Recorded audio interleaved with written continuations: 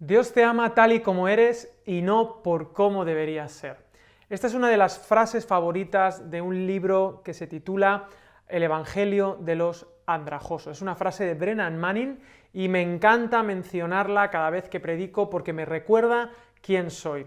Nadie de los que está viendo este vídeo es como debería ser, pero Dios nos ama. El Evangelio, el amor de Dios, no es para aquellos que creen que lo merecen, sino justamente para los que nos sabemos indignos. Y para mí este es el corazón, el epicentro del mensaje cristiano. En el centro del Evangelio no hay una serie de normas que cumplir o unas exigencias de santidad o una manera buena de hacer las cosas. Todo eso está muy bien y es el resultado, pero no es lo que está en el centro, no es lo que hace mover nuestra vida cristiana, no es un moralismo, sino que en el centro del mensaje está la vida, la muerte y la resurrección de Jesús.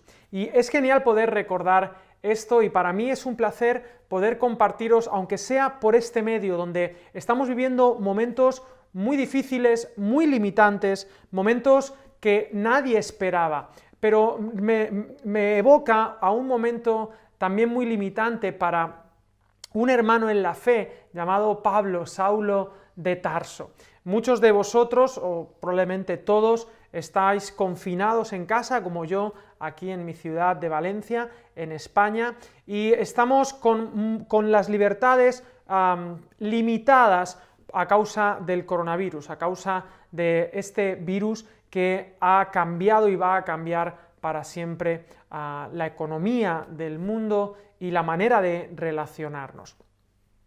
Como digo, Pablo de Tarso también estuvo un tiempo confinado en una casa, probablemente de alquiler, en la capital del Imperio Romano, en Roma. Él estaba preso allí probablemente por compartir el mensaje de Jesús, el Evangelio, y él estaba en una casa y aparentemente estaba muy limitado porque no podía salir, recibía la visita como mucho de Lucas, pero él había fundado algunas iglesias y una de ellas es la iglesia de Filipos. La iglesia de Filipos es la primera iglesia del continente europeo que responde se fundó gracias a este sueño que tuvo Pablo, que vio un macedonio y que le decía: ven a Macedonia y ayúdanos.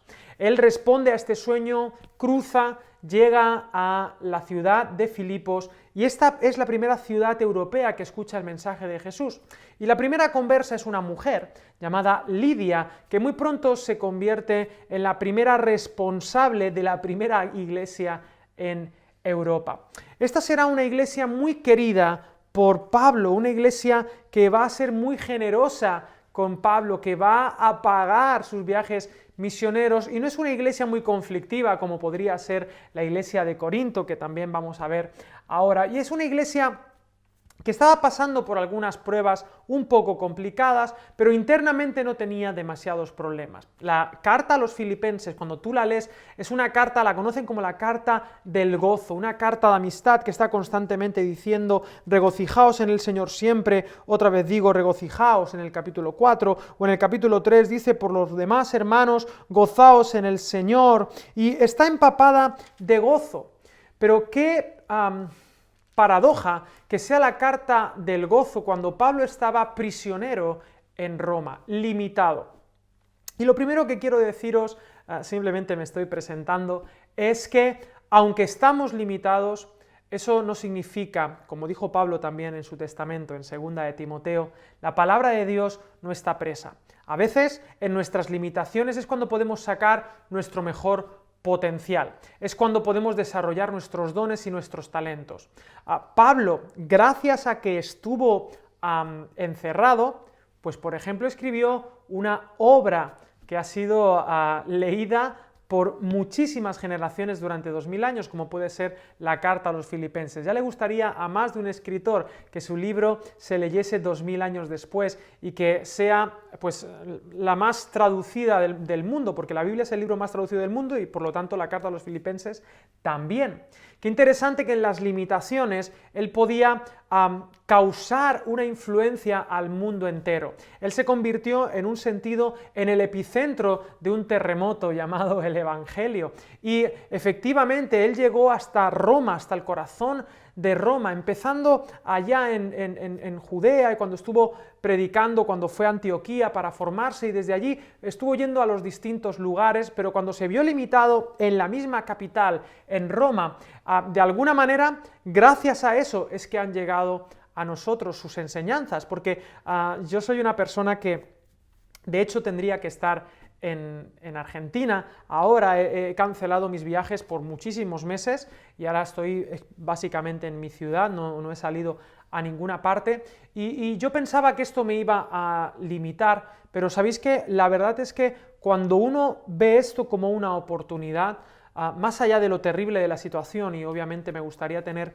este toque pastoral y empático con todo lo que está ocurriendo, pero en realidad yo estoy aprovechando el tiempo para desarrollar habilidades. Por ejemplo, ahora estoy haciendo paella, soy valenciano, y estoy todavía con mi presentación, soy valenciano y yo no sabía hacer paella, mea culpa, y la verdad es que estoy aprendiendo a hacer paella los domingos, pero además estoy invirtiendo en escribir, en mi formación, en compartir, en reflexionar. Y la verdad es que esta situación me ha parado, me ha detenido. Yo no sabía parar, y a veces vivimos en el automático incluso del ministerio o de la vida cristiana, y es importante que aprendamos a respetar el sábado, el descanso, porque es ahí donde los nutrientes pueden nutrir la tierra cuando está, en España decimos, en barbecho, cuando dejas la tierra reposar durante un año para que recupere los nutrientes, para que dé mucho fruto. A veces en el cristianismo hemos sido muy activistas, pero no hemos hecho la actividad que de verdad teníamos que hacer. Quiero decir todo esto porque a veces necesitamos ser podados para dar más fruto. Y probablemente el mundo entero, y tomados esto con todo el cariño, pero está siendo podado. Obviamente, no necesariamente por Dios, sino la propia vida, las propias circunstancias. Pero necesitamos leer los tiempos de manera correcta para entender a qué nos está llamando el Señor. Dios nos llama a comprender lo que está ocurriendo y entender que somos un factor de cambio, que podemos generar reflexión acerca de esta situación, y que la gente, yo temo que muchas personas harán como si nada hubiese pasado dentro de unos años, pero yo espero que haya un grupo de gente que aprendamos la lección, que aprendamos que somos vulnerables y que hay un Dios que es el antimal. Dios no está en la enfermedad, Dios está con los enfermos, porque hay mucho cuento, hay mucha teoría conspiranoica, hay muchas historias y mucha teología peligrosísima que le está echando la culpa a Dios de esto que está pasando. Y me recuerda a esta escena de Jesús cuando le preguntaron acerca del ciego, ¿quién pecó? ¿Este o sus padres? Siempre los fariseos buscando los porqués, ¿quién tiene la culpa de esto?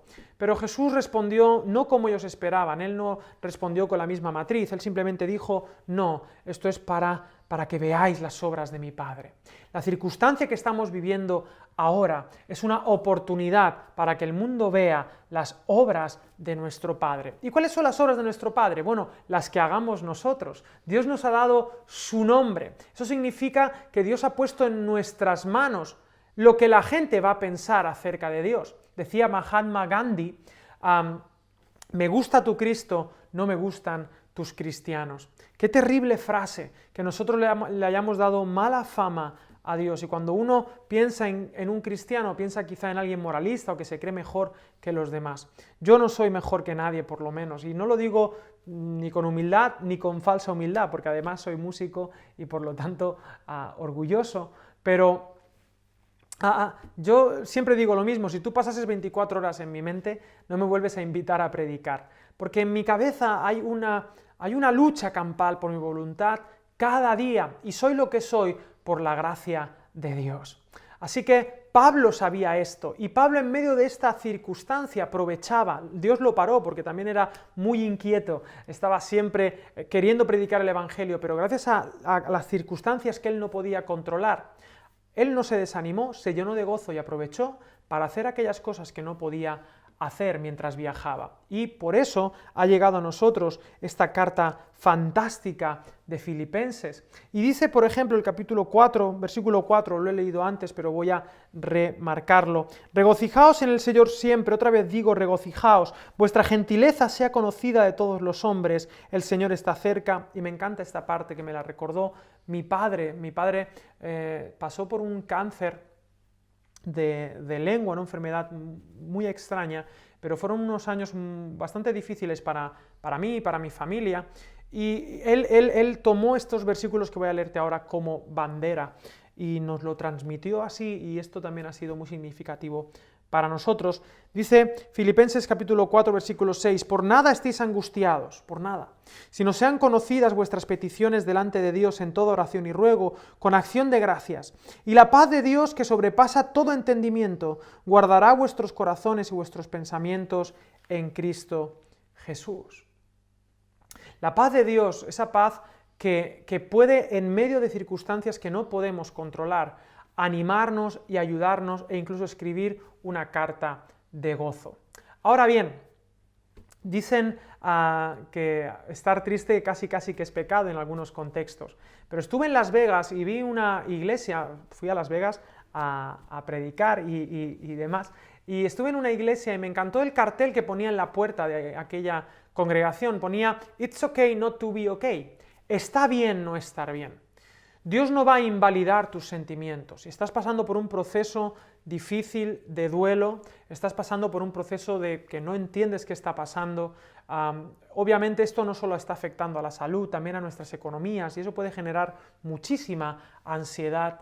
Pero quiero decirte que Dios valida esos sentimientos, y también te invito a que valides esos sentimientos en los demás, a que digas, ok, está bien no estar bien. Pero no te quedes solamente ahí, sino que también podemos, respetando el momento de silencio, la empatía, escuchar, eso es fundamental, pero también hay una esperanza y hay una alegría que trasciende las circunstancias. La paz de Dios que sobrepasa todo entendimiento guardará vuestros corazones y vuestros pensamientos en Cristo Jesús. Nosotros tenemos una paz y una alegría que no es una paz y una alegría desinformada, simplemente jocosa, que no quiere saber lo que está pasando. No, sabemos y conocemos la gravedad del asunto, pero nuestra esperanza nos da un horizonte que va mucho más allá de la muerte. Y esto era lo que empoderaba a Pablo. Y cuando pienso en la iglesia y pienso en el nombre que tiene este encuentro, epicentro, ¿no?, que nos apela a ese punto donde se detecta que ha comenzado un movimiento sísmico, ¿no? Y siempre hemos querido que el avivamiento, los que creemos en la teología del avivamiento, de esos momentos especiales donde Dios de alguna manera toca una zona o algo así, hemos pensado que podrían empezar en los templos, en nuestros lugares sagrados. Es muy interesante que Jesús, pasando por el templo, dijo, de esto no quedará piedra sobre piedra, pero destruid este templo y en 3 días lo levantaré, se refería a su cuerpo. Y hay una realidad, y esto se ha dicho por activa y por pasiva, en Instagram, en Facebook y en todas partes, pero he de decirla. Esta situación nosotros no la hemos buscado, pero la verdad es que por fin hemos salido de los templos obligatoriamente y estamos llamados a ser iglesia, gracias a Dios por la tecnología, pero estamos llamados a ser iglesia mucho más allá de nuestros locales. Y esta circunstancia limitante probablemente pueda hacer que potenciemos aspectos de la iglesia que antes estaban dormidos por las circunstancias. De la misma manera que Pablo pudo escribir Filipenses, me pregunto, ¿qué podrá escribir la iglesia en el mundo por esta limitación? Y es una idea que me lleva rondando la cabeza hace mucho tiempo, porque somos una iglesia llamada a la misión, y los que me habéis escuchado sabéis que estoy obsesionado con esta idea. La iglesia es una iglesia en misión, y tanto es así que no es que Dios tiene una misión para la iglesia, sino que Dios tiene una iglesia para la misión, y Dios siempre está en misión. Y me gusta mucho el versículo de Hechos 1:8, que dice, pero recibiréis poder cuando haya venido sobre vosotros el Espíritu Santo, y me seréis testigos en Jerusalén, en Judea, en Samaria, y hasta lo último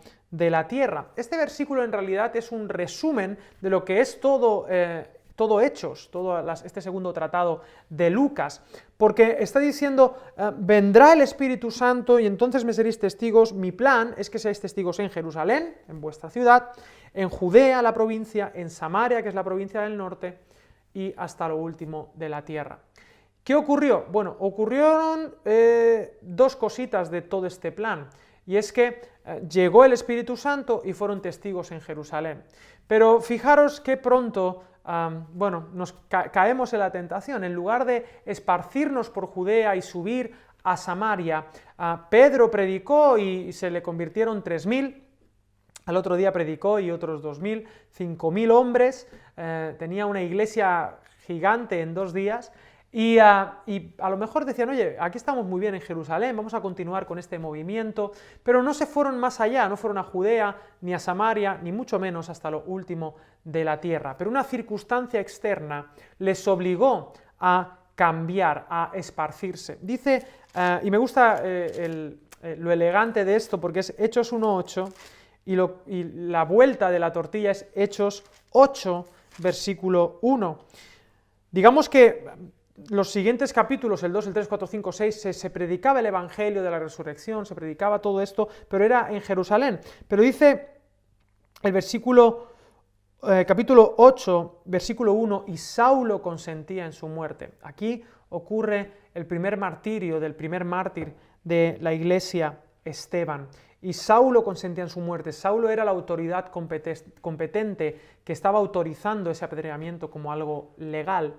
Y es muy interesante que cuando aparece Saulo en escena, todavía siendo el malo de la película, dice el versículo 1 del capítulo 8, en aquel día hubo una gran persecución contra la iglesia que estaba en Jerusalén, y todos, salvo los apóstoles, fueron esparcidos por las tierras de Judea y de Samaria. Esta persecución obligó a la iglesia a esparcirse, a salir de su zona de confort. Y llegaron a Judea, Samaria, conocemos, se funda la iglesia de Antioquía, y Antioquía es la gran iglesia misionera de los Hechos, de donde sale de hecho a Pablo, Bernabé y demás.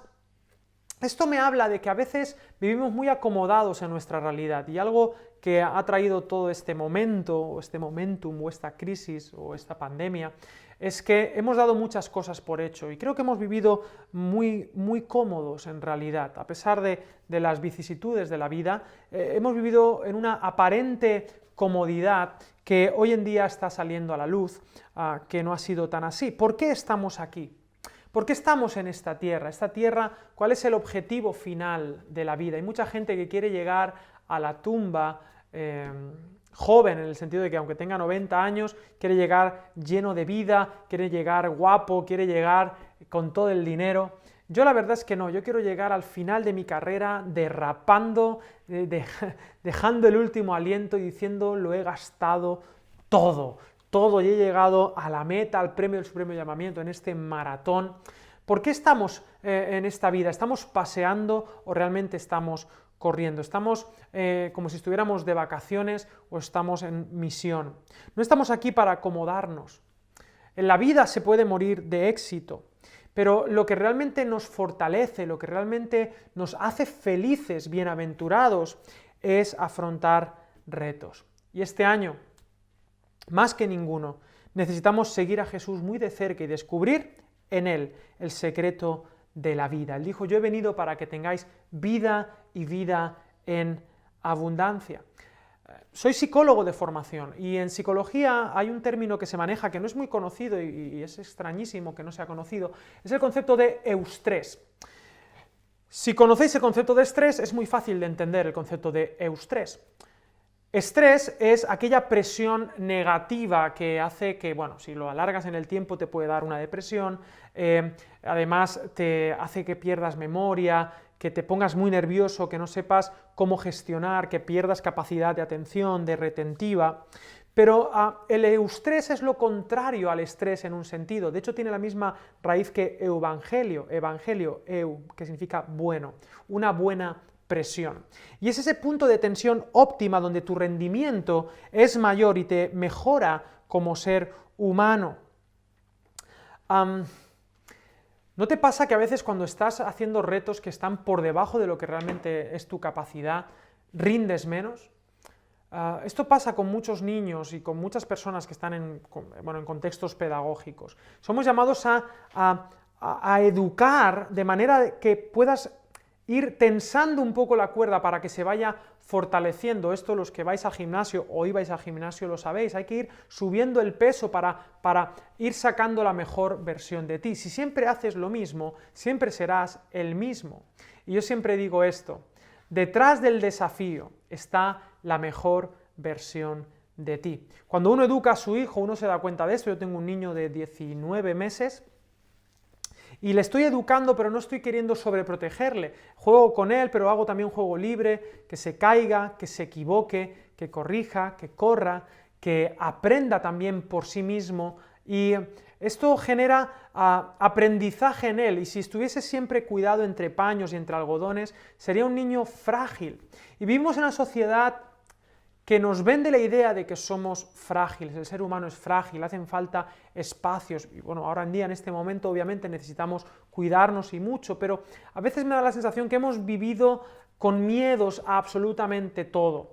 Incluso hemos cuidado nuestras mentes. En las universidades a veces ya ni se permite la discusión abierta de ideas, que es algo genial, porque si uno no tiene derecho de decir una idea, yo tampoco.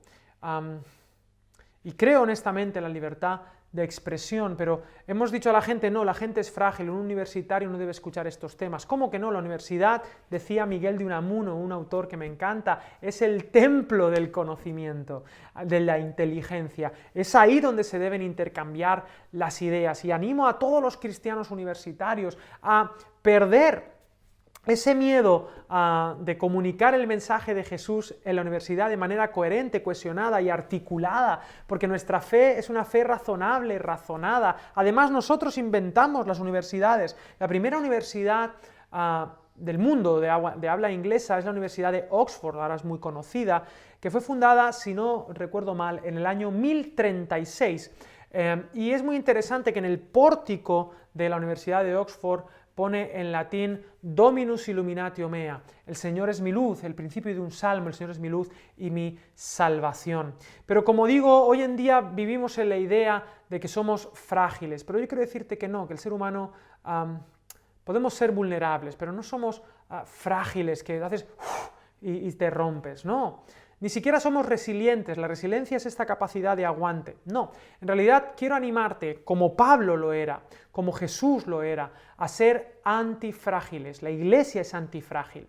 Antifrágil significa que cuanto más presión, más aprendes. Bienaventurados sois si por mi causa os persiguen, dijo Jesús.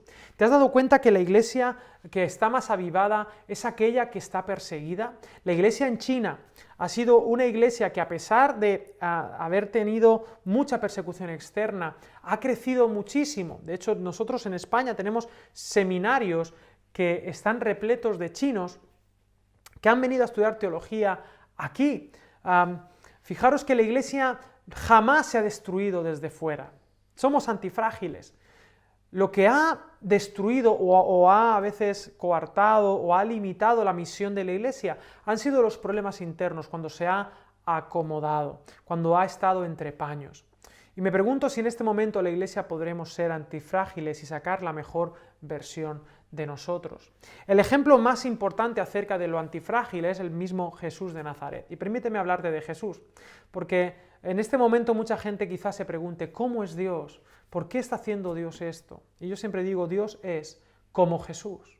Si tú quieres conocer a Dios y ver qué es lo que piensa Dios acerca de esto, mira a Jesús. Al Padre nadie lo ha visto jamás, pero el Hijo, imagen visible del Dios invisible. ¿Tanto tiempo he estado con vosotros? Muéstranos al Padre, le preguntaron. No.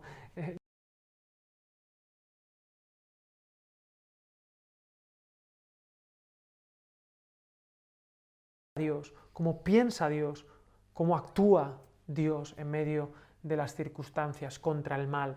Él no ha venido a por los sanos, ha venido a por los enfermos. Es decir, ha venido a por mí y también ha venido a por ti. Somos antifrágiles. Y el ejemplo de Jesús es fantástico porque Él fue a la cruz. ¿Y qué hay más frágil que la cruz? ¿Qué hay más terrible que estar crucificado? ¿Qué más presión puede haber que ese martirio en la cruz? Pero detrás de ese desafío extraordinario que fue la muerte en la cruz, estaba la mejor versión de Jesús, la versión del resucitado. Quizá también por eso Jesús dijo que tomásemos la cruz.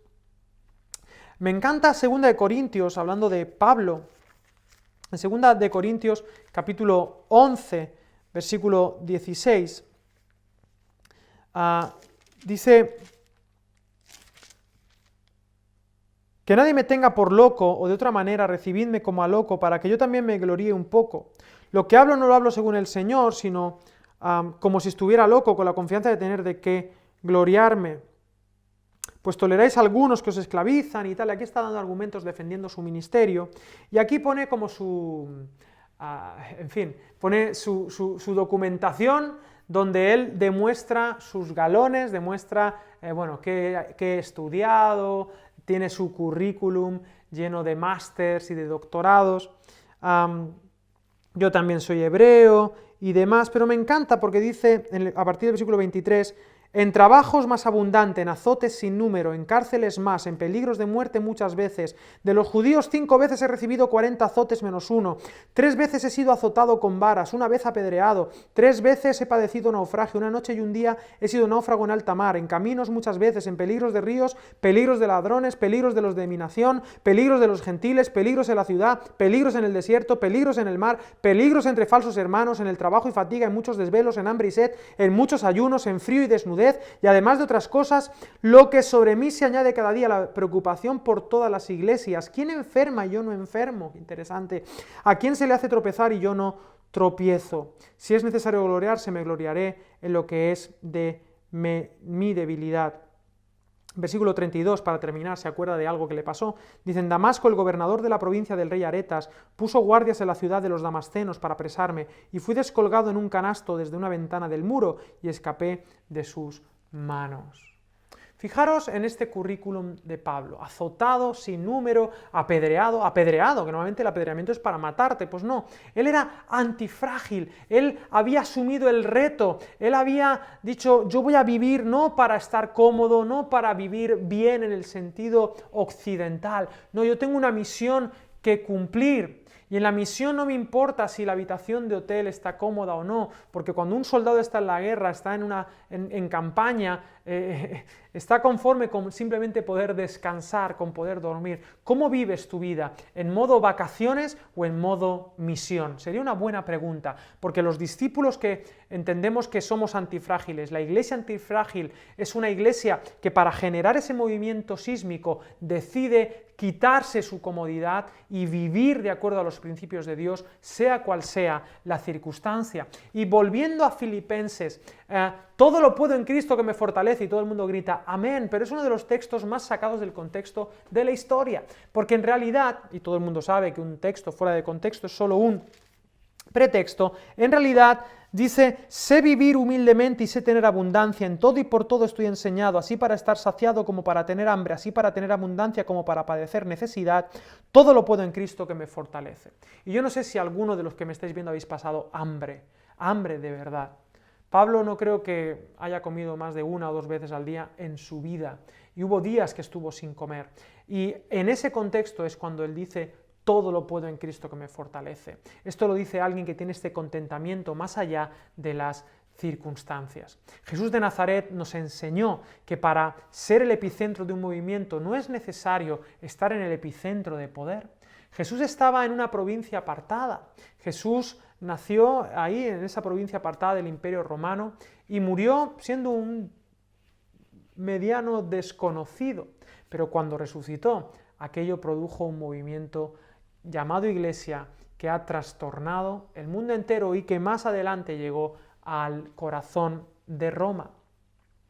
Y volviendo a este Pablo escribiendo en esa prisión, es muy interesante que Pablo llegó al corazón de Roma, y él ahí dice que el pretorio había escuchado el mensaje de Jesús. Fijaros, esta circunstancia tan complicada de estar en arresto domiciliario en Roma, claro, ¿sabéis a quién le pusieron a guardarle para que no se escapara? A la Guardia Pretoriana. Y a los que habéis visto Star Wars, sabréis que la Guardia Pretoriana es los que guardaban al César. Y lo habían puesto a los agentes especiales a proteger a Pablo en esta cárcel, y resulta que él aprovechó para compartir el Evangelio, y Filipenses dice que algunos de ellos creyeron, y esto es genial, es alucinante, que él aprovechó ese momento de cárcel para predicar el Evangelio al corazón del poder romano. Roma pensaba que estaba gobernando el mundo, pero en realidad el señorío de Jesús estaba calando como la sal de la tierra, como la luz del mundo, como la levadura que leuda toda la masa. Pablo era muy consciente, y espero que tú y yo también lo seamos. Te animo a que seamos una iglesia que en estos momentos que nos han sacado de la barca, aprendamos a caminar sobre las aguas. Decía Sigmund Freud: he sido afortunado, nada me fue fácil en la vida. Y también dijo Marco Aurelio, que fue el César durante el segundo siglo en Roma, sobre todo para esta gente que estamos siempre siendo heridos, que no sé qué hacer nunca, no podemos hacer nada nunca. Dice Marco Aurelio: escoge no ser herido y no te sentirás herido. Y si no te sientes herido, no habrás sido herido. Durante la época de Marco Aurelio hubo una peste terrible, una enfermedad que, bueno, algunos dicen que podía haber sido el sarampión o la viruela, pero claro, en aquella época cualquier enfermedad contagiosa se llamaba peste. Permíteme ir terminando contándote esta historia. Es probablemente la primera peste que podemos encontrar en los registros históricos, y en aquella época murieron, dicen los historiadores, entre 4 y 5 millones de personas. La tradición le da a Marco Aurelio el éxito, oh, qué bien este César, el filósofo le llamaban, qué bien que pudo resistir esto, pero en realidad la tradición romana, cuando había una enfermedad contagiosa, ¿sabéis qué hacían? Abandonaban a los enfermos, abandonaban Roma, tú podías abandonar a tu padre, a tus hijos, a tus hermanos, a tu mujer, a tu esposo, a quien fuera, abandonabas para que muriesen, y cuando pasasen unos meses volvías y ya simplemente pues aquello ya había pasado. Así que todo el mundo huía, se escapaba, pero ya en el siglo II había algunos cristianos en Roma, y en el Imperio Romano estaban por todas partes gracias al trabajo de gente antifrágil como Pablo y como muchos más. Y el cristianismo había cambiado su manera, su ética, su moral, su manera de vivir, de tal manera que como creyente tú no podías abandonar a un enfermo, porque la compasión era el eje central de la sociedad cristiana. Así que los que abandonaban, los cristianos los recogían y los lavaban, los cuidaban. ¿A qué precio? Muchos cristianos se contagiaban y muchos morían, pero en aquel momento donde no había ni hospitales, por cierto, otro invento cristiano, necesitaban algún tipo de ayuda, y con algo de sentido común, algunos lavados, alimentación y darles algo de líquido, de agua, para que no se deshidratasen, y descanso, muchos se recuperaban. Y claro, tú te recuperabas y te había abandonado tu familia, pero los cristianos te habían abrazado. Así que tú te convertías, te bautizabas, era el testimonio de amor más increíble. Y encima pasaba algo más: cuando tu familia volvía a los meses y te veía que no habías muerto, que estabas vivo, se veían confrontados por ese amor cristiano y también se convertían. De tal manera que los historiadores dicen, y no solamente historiadores cristianos, historiadores seculares, dicen que esta fue una de las razones por las que el cristianismo se extendió tanto por el Imperio Romano. No solamente por el testimonio, digamos, verbal, sino también haciendo apologética con las manos, bendiciendo a los demás. Y aquí obviamente os animo a que tengamos todo el cuidado. No estoy diciendo lo que no estoy diciendo, ponte los guantes, ponte la mascarilla. Pero el cristianismo hoy más que nunca debe ser generoso, no debe dar la espalda al enfermo, debe invertir en el otro, que ninguno se quede atrás. Hoy el cristianismo, la gente hoy en día está mirando solamente por lo suyo, por su negocio, por su salud.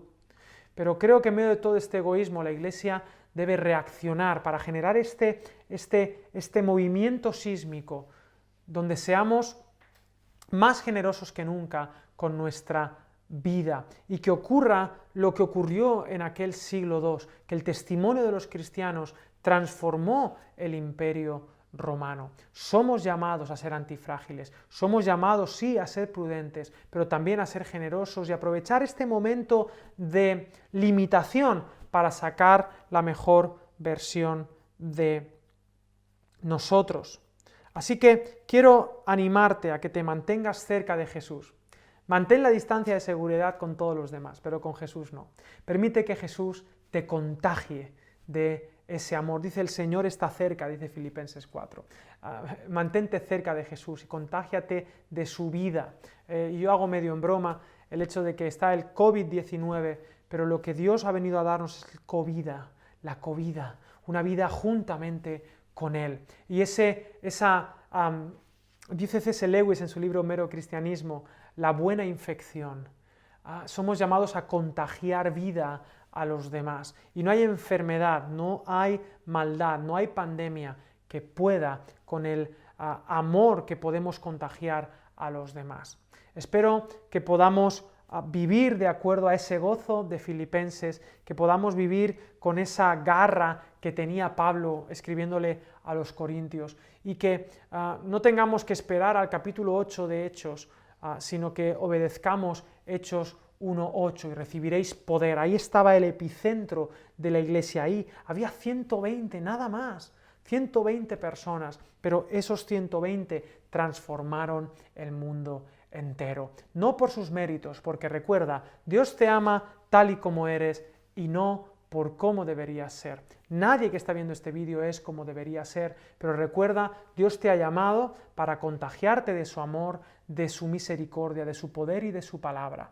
Y tú eres llamado ahora a ir a sanar a otros. Seamos cristianos, hagamos honor a ese nombre, Cristo, que tomó la cruz y recuerda, detrás del desafío está la mejor versión de ti. Que Dios te bendiga y que tú seas transformado por Dios para transformar tu entorno. Sé el epicentro del movimiento. Dios te bendiga.